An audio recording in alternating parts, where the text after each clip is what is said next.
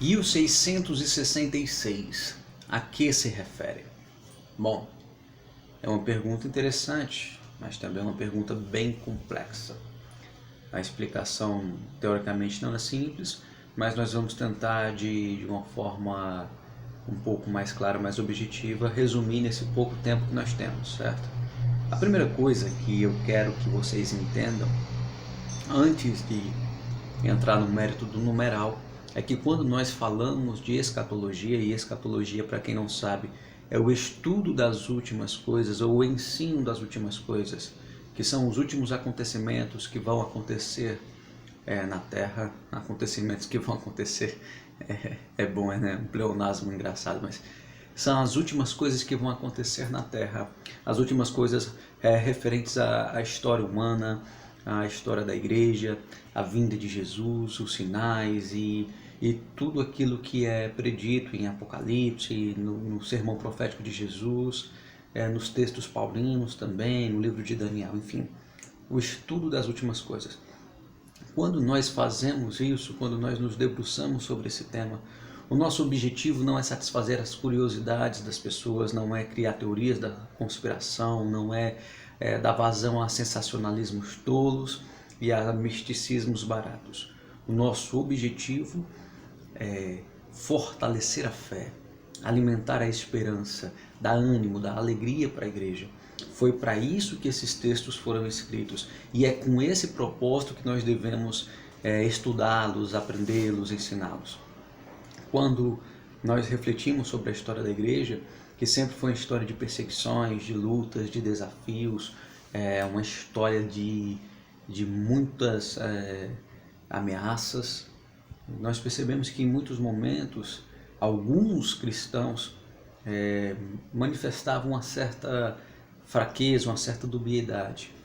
E João, quando ele escreve esse texto, e assim como Jesus também fala, e o próprio apóstolo Paulo também fala, ele tem o objetivo de reforçar, de animar a igreja, de mostrar que a promessa que Jesus Cristo fez um dia iria se cumprir. Jesus foi aos céus, mas deixou uma promessa, deixou uma certeza, a certeza de que ele voltaria para buscar a sua igreja. Nós aguardamos ansiosamente esse dia. O apóstolo Paulo chega a escrever que nós devemos amar a vinda de Jesus. Está lá em 2 Timóteo, no capítulo 4, versículo 8, que há uma coroa reservada para todos aqueles que amam a vinda de Jesus, que desejam, que anseiam por essa vinda.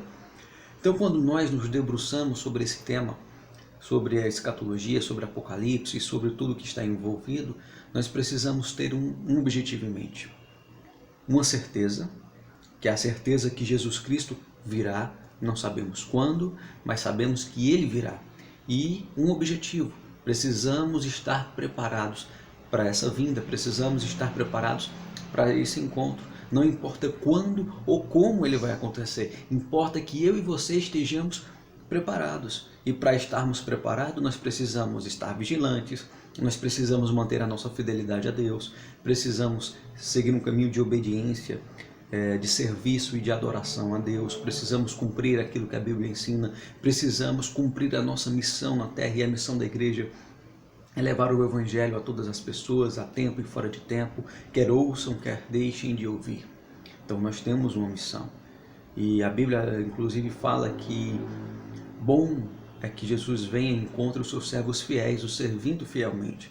Lá em Lucas, no capítulo 12, e também em Mateus 24, vocês podem encontrar esse texto, essa metáfora de Jesus que fala sobre encontrar os seus servos como servos bons e fiéis, que o estão servindo, trabalhando, cumprindo a missão para a qual foram chamados. E nós fomos chamados a essa missão de compartilhar o Evangelho de Jesus com o mundo todo. Então nós, eu vou repetir, quando estudamos esse tema, não temos o propósito, certo, de projetar teorias, não temos o propósito de satisfazer curiosidades, não temos o propósito de fazer com que o texto se encaixe no nosso pensamento, mas é o nosso pensamento que tem que se encaixar no texto. Mas o objetivo e o desejo e a intenção que tem que mover o seu coração a estudar Apocalipse e todos os temas correlatos é o propósito de estar preparado para o encontro com Cristo. E para isso acontecer, você também não pode ser confundido, seduzido, enganado, manipulado e influenciado pelas vãs filosofias e pelas vãs ideologias do mundo, que nós bem sabemos onde está a sua origem. Como disse João, o mundo jaz no maligno. Então as vãs filosofias e as vãs ideologias que tentam corromper as pessoas e afastá-las de Deus só podem ter origem no mundo, no diabo, que é aquele que Paulo chama de o Deus deste século. Então, tendo dito isso, nós podemos focar nesse numeral. O número 666, apresentado por João em Apocalipse 13, foi escrito em hebraico dentro desse texto profético, e ele tem um propósito de mostrar uma certa identidade dessa figura, desse personagem que há de surgir na Terra. O João começa o capítulo 13 dizendo que viu uma besta emergir do mar e que essa besta recebeu um poder que foi dado pelo próprio dragão, que essa besta persegue os santos e é lhe dado durante um período de tempo o poder de vencer os santos, que ela seduz e engana os moradores da terra, operando falsos milagres, falsos prodígios, falsas maravilhas. E quando nós falamos milagres aqui, não é no sentido da cura como nós usamos no nosso dia a dia, mas milagres no sentido de ser uma coisa pouco provável, praticamente impossível, que por obra do acaso aconteceu. E a Bíblia apresenta essa figura do anticristo como alguém que realizará muitos prodígios que aos homens pareciam improváveis, mas que ele conseguirá cumprir, e com isso ele enganará e seduzirá muitas pessoas, terá uma grande eloquência, enfim. Nós não vamos debater aqui essas características do anticristo ou o perfil do anticristo, até porque o nosso foco é o número, o 666.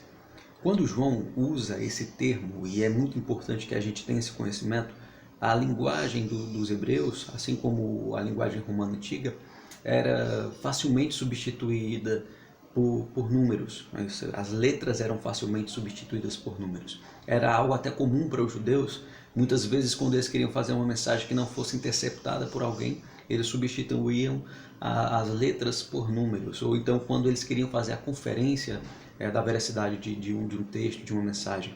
E quando nós fazemos a gematria, que é essa substituição, o 666, ele aponta para uma figura que era muito conhecida na época de João, a figura de Nero César, ou César Nero, tanto faz. César era um título atribuído aos imperadores romanos. Nero é o nome de um imperador que foi muito famoso no século I depois de Cristo, na década de 60, mais especialmente. Ele impôs uma perseguição muito cruel, muito violenta aos cristãos, o responsável pela morte de Pedro e de Paulo.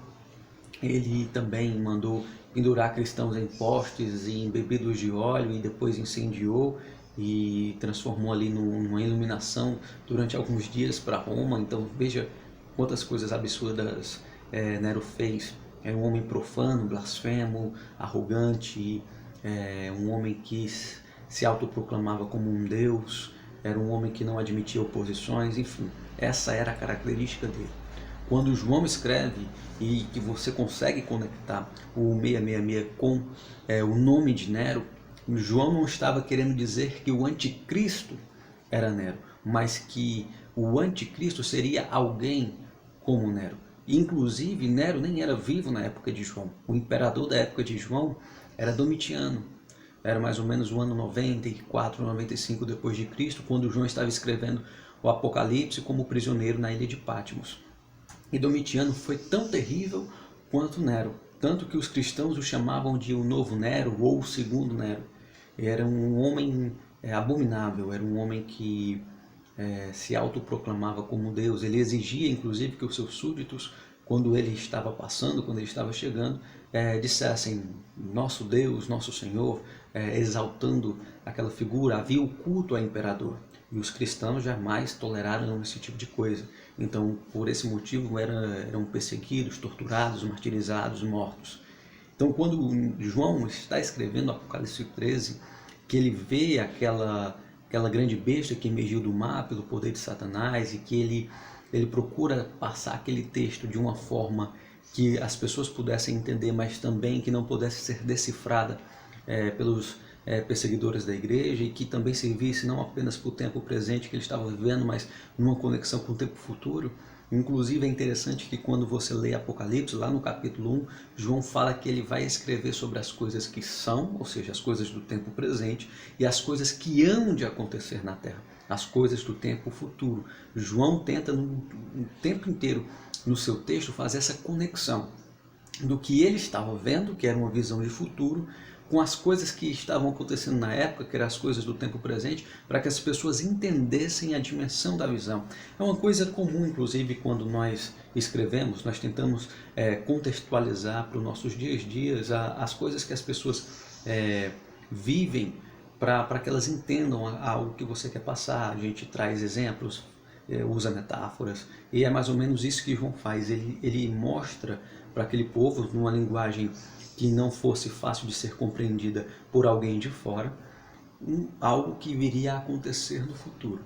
E é como se ele dissesse que o anticristo que surgirá fosse alguém muito semelhante a Nero, muito semelhante a Domitiano, um homem que vai se autoproclamar como se fosse um deus, um homem profano, blasfemo, impiedoso, um homem que vai elevar à máxima potência a rebeldia e a iniquidade do ser humano, um homem que vai encarnar tudo aquilo que há de ruim no ser humano, de revolta contra Deus, de oposição a Deus. Inclusive o termo anticristo, ele tem justamente esse sentido.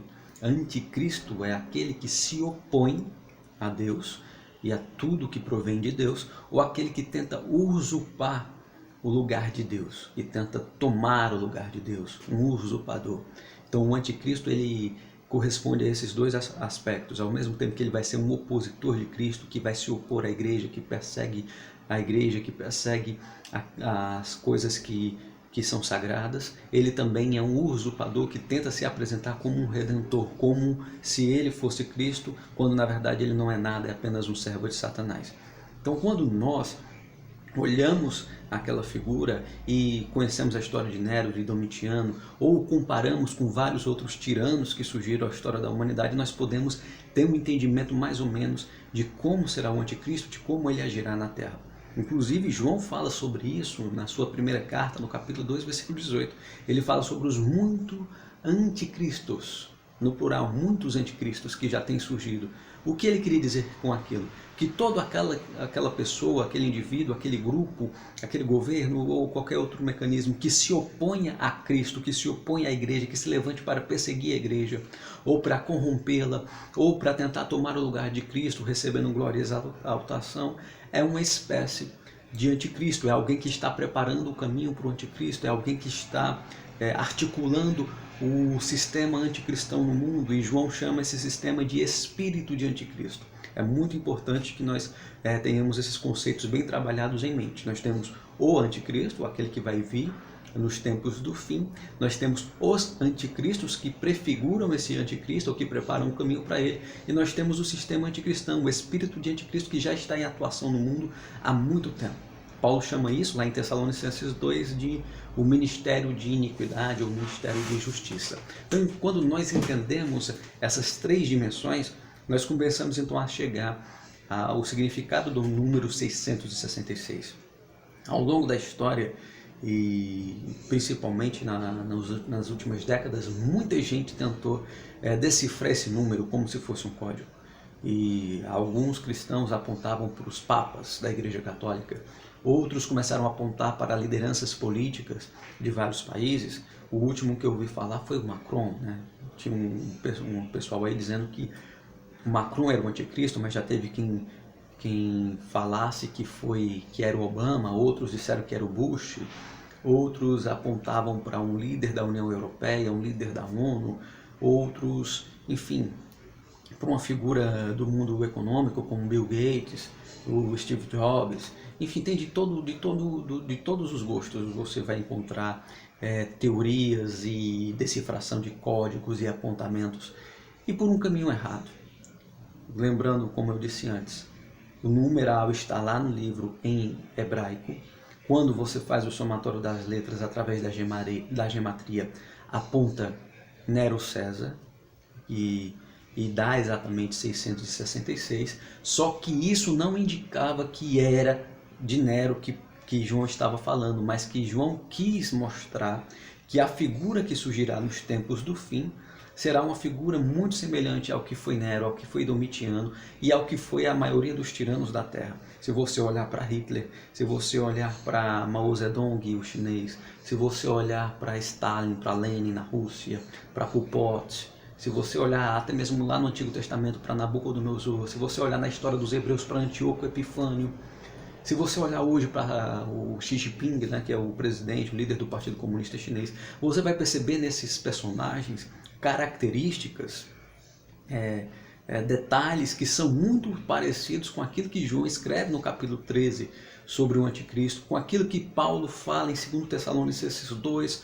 sobre o anticristo, com aquilo que Daniel menciona em Daniel 7, com aquilo que Cristo fala no seu sermão profético. Ou seja, esses caras, esses anticristos que surgiram ou que estão presentes aí, assim como o anticristo, né, digamos o autêntico, e todos os falsos mestres, falsos profetas, enfim, eles têm características em comum, características semelhantes que os identificam com o sistema anticristão, com o espírito de anticristo, com o ministério de iniquidade que atua no mundo. Que características são essas? São arrogantes, são soberbos, são presunçosos, se autoproclamam deuses, se agem como se fossem seres divinos sobre a terra, impõem a sua vontade sobre as outras pessoas, não aceitam oposição, perseguem os seus opositores, tentam inverter os valores, inverter os costumes, e convencer as pessoas, enganam, mentem, seduzem, trapaceiam, cometem atos abomináveis, são blasfemos, são profanos, são opositores da igreja, são opositores de Deus e da vontade de Deus e da sua palavra, são soberbos, tentam se colocar no lugar de Deus, eles andam após um caminho que nós convencionamos chamar de antropocentrismo, que é quando você coloca o homem no centro das coisas. Então todo movimento antropocêntrico, todo movimento que coloca o homem no centro das coisas como a medida de todas as coisas, como se o homem fosse digno de honra, de louvor, de adoração, como se o homem fosse a causa da existência do universo. E esse antropocentrismo pode ser identificado em filosofias e ideologias, pode ser identificado em pregações, em hinos, em livros. O antropocentrismo, ele é uma marca do sistema anticristão, do ministério da iniquidade, do espírito de anticristo, porque ele coloca o homem no lugar de Cristo, porque o centro de tudo deve ser o Senhor Jesus Cristo. Quando nós vemos um mundo rebelde, um mundo que se revolta contra Deus, que se revolta contra a palavra de Deus a ponto de dar apelidos à Bíblia, né? A Bíblia agora é um livro patriarcal, a Bíblia agora é um livro machista, ultrapassado, ela precisa ser ressignificada, reinterpretada com base numa ideologia que existe por aí. Quando você vê isso acontecer, quando você vê a inversão de valores, o bem sendo chamado de mal, o mal sendo chamado de bem, quando você vê uma tentativa de desconstrução da família, de desconstrução da fé, de desconstrução da religião, de desconstrução da igreja, de tentar colocar as pessoas umas contra as outras numa luta de classes tola e estapafúrdia e imbecil. Você está vendo a manifestação desse sistema anticristão que já está em atuação no mundo há muito tempo. E o que é que esse sistema gera? A multiplicação da iniquidade, a apostasia, a rebeldia, a arrogância, a soberba. E aonde é que isso tudo está interpretado, significado ou referenciado? No número 666. Quando nós lemos a Bíblia, nós percebemos que o número 6 ele tem uma ligação com o ser humano, com aquilo que é humano, o homem criado no sexto dia. Mas o número 6 também reflete aquilo que é inacabado, imperfeito, aquilo que teima em não chegar à perfeição, que teima em se opor à bondade, que teima em se opor à santidade, que é representada, digamos que no número 7. Quando nós lemos a Bíblia, nós percebemos esse número 7 sempre identificado com Deus, representando completude, perfeição, plenitude, bondade, santidade, justiça. E o número 6, por outro lado, é ligado ao homem, representando a injustiça, a impiedade, a desobediência, a rebeldia, a insistência em não chegar à santidade. Enfim, você faz essa conexão com esses dois números. É claro que nós não vamos fazer aqui um exercício de numerologia, nós não vamos ficar interpretando e codificando as coisas, nada disso. É apenas uma linguagem, digamos, metafórica. Então, quando João apresenta esse número, ele está apresentando a identificação com esse personagem do anticristo, ele está apresentando a identificação com esse sistema anticristão, ele está apresentando a exaltação daquilo que há de pior no ser humano. Quando nós trazemos isso para o nosso contexto, para o nosso dia a dia, nós precisamos ter cuidado e ter atenção. Durante muito tempo, e eu cresci nesse cenário, eu vi as pessoas preocupadas com chips, né? A marca da besta vai ser um chip que vai ser implantado em você para controlar o seu comportamento. Eu lhe digo, meu querido, não é preciso um chip para controlar o seu comportamento. A sua cara já está estampada em todos os lugares, os seus dados, suas informações já estão em todos os lugares, e já há vários mecanismos de controlar, de padronizar o comportamento das pessoas. Se você for na China, por exemplo, na ditadura comunista chinesa, lá há milhões de câmeras espalhadas pelo país que monitoram, fiscalizam a população todos os dias. Há um sistema de pontos que é estabelecido, que se você tem um padrão de comportamento, você soma mais pontos. Se você tem um padrão que o governo não concorda, não aceita, você perde pontos. E na medida que você tem mais ou menos pontos, você pode ter mais facilidade para entrar na universidade, conseguir uma bolsa, conseguir um emprego ou mais dificuldade. Então, de certa forma, o governo acaba padronizando o comportamento. Isso sem falar no cerceamento da liberdade de imprensa. Lá não existe liberdade de imprensa, não existe liberdade de expressão, não existe liberdade religiosa. O governo sabe tudo, controla tudo e as pessoas vivem prisioneiras daquele sistema. Hoje no Ocidente, a coisa que está na moda hoje é a cultura do cancelamento, né, como a gente tem chamado, que é quando o indivíduo fala alguma coisa ou faz alguma coisa que não é tida como politicamente correta por uma determinada patota, por um grupelho, por uma bolha, esse indivíduo vai sofrer uma enxurrada de críticas na imprensa, nas redes sociais, uma pressão. Ou ele muda de opinião, ou ele deixa de se manifestar, ou então ele vai ser sufocado. É a cultura do cancelamento. Vamos cancelar, vamos boicotar. E isso tem feito muitas pessoas serem demitidas de veículos de imprensa porque manifestou uma opinião mais conservadora, ou cristã demais, ou que discordou da patota, né, do grupo. Pessoas veem suas empresas sendo boicotadas, sendo fechadas, sofrem pressão no trabalho. Na universidade nem se fala, você acaba se calando para tentar sobreviver, ou então se conformando, se moldando aquilo que essa patota, esse grupelho, essa elite exige. E isso é um caminho até muito difícil para o cristão. O ser humano ele acaba enveredando por esse desejo de pertencer, de ser aceito, e isso acaba se tornando uma armadilha. E é uma armadilha que o anticristo vai usar para enganar, para seduzir, para manipular as pessoas. E é uma armadilha que o sistema anticristão que atua no mundo hoje já usa. Um dos pensamentos mais errados que nós temos na igreja é que as pessoas acham que o anticristo vai surgir para implantar um sistema. Não, o anticristo não surge para implantar um sistema, ele surge para liderar um sistema que já está implantado. Não é o anticristo que dá origem ao sistema, é o sistema que dá origem a ele. Aonde é que está isso? Está lá na Bíblia.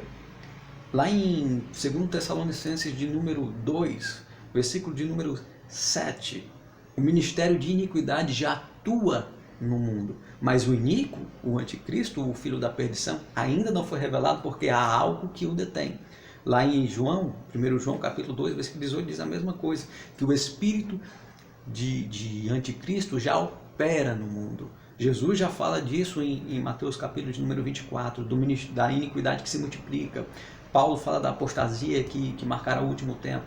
Ou seja, o mundo já definha, o mundo já se inclina para o mal. Um sistema que vai se movimentando e que já pressiona as pessoas para aderirem aos seus valores, ou melhor dizendo, aos seus desvalores. Você é pressionado pelo mundo para abrir mão dos seus valores, para abrir mão dos seus princípios, da sua fé, das suas crenças, da sua religião, para mudar até mesmo o que você pensa sobre família, sobre casamento, sobre masculinidade e feminilidade, sobre a vida como um todo. Você já é pressionado pelo mundo para ter uma mudança de pensamento, de comportamento e para aderir às ideologias do mundo, porque se você não concordar com isso, você vai ter muitos obstáculos na sua vida. E me dói muitas vezes pensar e perceber que muitos de nós estão preocupados com outra coisa, estão preocupados com o chip, estão preocupados com a porcaria do microchip, estão preocupados em tentar identificar a figura do anticristo, a ansiedade dele. Outros querem ver no rótulo dos produtos, outros querem ver nos códigos de barra, outros querem ver nos slogans das multinacionais. E tudo isso é uma coisa pueril, é uma mera distração. Quando a situação real, a batalha real, o problema real está acontecendo pelas nossas costas e muitas vezes nós não estamos vendo. Enquanto tem muitos pais preocupados com chip, microchip e com código de barra, os filhos estão sendo doutrinados na escola e nas universidades. Enquanto tem muita gente preocupada com o rótulo de um produto, ou se é o nome de um determinado líder, de um determinado presidente, se o 666 se encaixa naquele nome, naquela pessoa, e o inimigo se infiltrando na sua casa pela programação da TV, na internet, de livros, distorcendo, gerando intrigas, corrupção, gerando falsas doutrinas e heresias dentro da igreja, e você ouvindo aquilo e deixando aquilo descer o seu coração, você mudando o seu pensamento e o seu comportamento e aderindo às práticas do mundo. Então é preciso estar atento. O 666 é muito mais do que uma marca, um número ou um sinal. Ele reflete a identificação e o pertencimento. O termo que João usa para a marca da besta é o mesmo termo que era usado para as marcas que eram feitas nos escravos e nos animais, com ferro quente, onde se ferrava ali a marca, a insígnia do dono daquele escravo ou do dono daquele animal, para que todos reconhecessem que aquele animal ou aquele escravo pertencia àquela família, pertencia àquela pessoa. E então ali nós estamos vendo uma identificação e um pertencimento. E isso era algo que era feito através da imposição. O animal, o escravo, ele era submetido àquilo, ele tinha que aceitar, se conformar, porque era algo que lhe era imposto. E é dessa mesma forma que o mundo tem agido, é dessa mesma forma que o espírito de anticristo, o ministério da iniquidade que já atua no mundo tem agido, e é da mesma forma que o anticristo, quando surgir, vai agir, impondo, exigindo que as pessoas se submetam, que as pessoas se conformem. E se nós olharmos bem ao nosso derredor, nós vamos perceber que já existe essa imposição, essa exigência de que as pessoas se conformem a um padrão de comportamento, a um padrão de linguagem, a um padrão de pensamento, a um estilo de vida, a um padrão de costumes, a um padrão de valores e de crenças que são totalmente opostas ao cristianismo, que são totalmente alheias àquilo que a Bíblia ensina, aquilo que a Bíblia diz, que são distorções, que são inversões de valores, e que quando você não aceita isso, você acaba sendo rotulado, sendo ridicularizado, você pode perder muita coisa, muitas pessoas já têm perdido, é só você olhar e conhecer um pouquinho das notícias que permeiam o mundo. Verifique, por exemplo, o caso de algumas pessoas que têm sido demitidas de veículos de imprensa por conta das suas opiniões, outras que têm sido execradas na política, empresas que têm sido boicotadas porque não têm aderido a alguns movimentos que têm surgido no mundo. Olhe para a cultura do cancelamento, pesquise sobre isso para você tentar entender o que é, pesquise sobre o sistema que já funciona lá na China. Eu não estou dizendo que é de lá que vem o anticristo, pelo amor de Deus. Eu estou mostrando exemplos de como a coisa funciona, sem precisar de um chip e sem precisar de uma marca visível na testa ou na mão. Que às vezes nós nos preocupamos com uma coisa tão pueril quando há algo oprimindo o cristianismo e oprimindo a nossa mente de uma forma muito mais profunda. É como Jesus diz, às vezes nós colhemos as moscas e deixamos o camelo passar. Então às vezes tem detalhes, distrações roubando a nossa atenção enquanto as coisas graves, as coisas sérias, as coisas perigosas estão passando. Nós precisamos, como cristãos, nos identificarmos com Cristo e pertencermos a Cristo. Nós não podemos pertencer ao mundo, nós não podemos nos identificar com o mundo, nós não podemos pertencer e nos identificar com o sistema mundano, com o sistema anticristão. Quando eu abro mão da minha fé, quando eu abro mão dos meus valores e dos meus princípios, quando eu mudo a minha forma de pensar, o meu estilo de vida, para aderir àquilo que o mundo impõe, aquilo que o sistema mundano exige, eu já estou aderindo à marca da besta e estou fazendo um papel de besta, porque estou abrindo mão da minha individualidade, das minhas liberdades e do meu direito de escolher e de ser quem eu sou e de servir ao meu Deus e de professar a minha fé na minha vida pública e na minha vida privada e de seguir os valores e os ensinos que estão contidos na Bíblia Sagrada. Estou fazendo um papel de besta e recebendo a marca da besta, mesmo sem a besta ter sido revelada. Não sei se ficou confusa as palavras para vocês, mas o que eu quero dizer é isso. Nosso papel, nosso comportamento enquanto cristãos, como igreja, frente a esse tema, tem que ser um papel de vigilância, de fidelidade a Deus e a sua palavra, de obediência ao Senhor e à sua vontade, de serviço a Cristo, pregando o Evangelho, que é a nossa missão na terra. Nós somos chamados para anunciar o Evangelho a toda criatura, e se o mundo quiser ouvir, bem, se não quiser ouvir, nós vamos continuar a evangelizar e a ensinar, e vamos fazer isso até que Jesus Cristo volte. Como eu disse lá no início, eu quero repetir agora. Não importa quando ou como Jesus Cristo vai vir, nem quem é o anticristo, nem se é antes ou depois da tribulação, nem o que vai ser ou deixar de ser a marca da besta. O que importa é que Jesus Cristo vem. Isso é uma verdade absoluta e inegável, porque Ele prometeu e Ele vai cumprir. E o que importa é que eu e você estejamos preparados para nos encontrar com Ele, seja quando for. Se for hoje, se for amanhã, se for daqui a 10, 15, 20, 30, 60 anos, não importa. Importa que Jesus Cristo disse que voltaria para buscar a sua igreja. Ele é fiel e vai cumprir a sua palavra. E importa que nós estejamos como as virgens prudentes, vestidas com azeite, com a lâmpada acesa e mais azeite na reserva, preparados para encontrar com o nosso noivo, com o nosso Senhor Jesus Cristo, para morar com Ele para sempre na eternidade, para desfrutar da sua presença gloriosa para todo sempre, para estar nessa união perfeita e indissolúvel com Ele. Então, a mensagem que eu deixo para vocês é essa. Espero que tenha sido compreensível para todos e que nós venhamos nos atentar para aquilo que verdadeiramente importa. Lembre-se sempre, esse 666 é muito mais do que um mero chip ou um mero sinal visível. Ele fala de pertencimento e de identificação.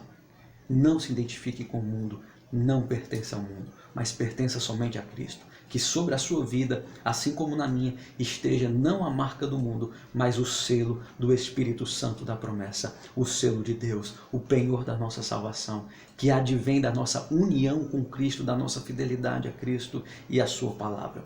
Que o Senhor Jesus os abençoe e que a graça do Pai esteja sempre com cada um de vocês. E qualquer dúvida, nos procure, certo? Até a próxima e fiquem com Deus. Amém.